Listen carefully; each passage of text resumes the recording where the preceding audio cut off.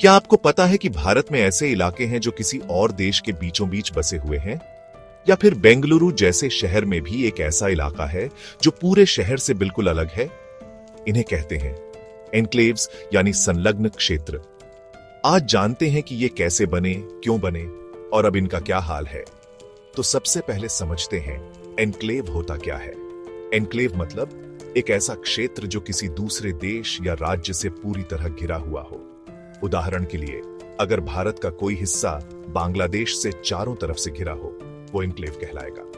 भारत और बांग्लादेश के बीच 1947 के बंटवारे के बाद बहुत सारे ऐसे एन्क्लेव्स बन गए। दरअसल ये विवाद 18वीं सदी में शुरू हुआ था, जब दो रजवाड़ों के बीच जमीनों का आदान प्रदान बिना नक्शों के होता रहा। नतीजा, करीब 102 भारत के एन्क्लेव्स बांग्लादेश में और 71 बांग्लादेश के एन्क्लेव्स भारत में बन गए।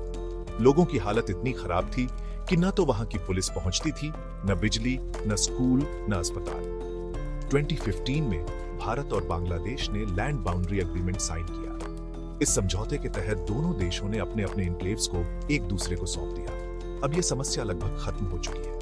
लेकिन क्या आपको पता है कि बेंगलुरु के अंदर भी एक छोटा सा एन्क्लेव है? इसका नाम है बीखारब।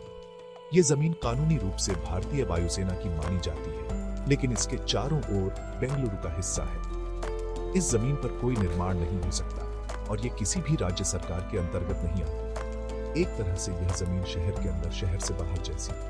तो ये थे भारत और बेंगलुरु के अनोखे एन्क्लेव्स की कहानी। ये दर्शाते हैं कि इतिहास और भूगोल जब मिलते हैं तो नक्शे पर कैसे पेचीदा स्थितियां बन जाती हैं। अगर आपको ऐसे और भूगोल से जुड़े अनोखे फैक्ट्स पसंद हैं तो लाइक, शेयर और सब्सक्राइब करना मत भूलिए। मिलते हैं अगले वीडियो में, जहां हम नक्शे की एक और कहानी खोलेंगे।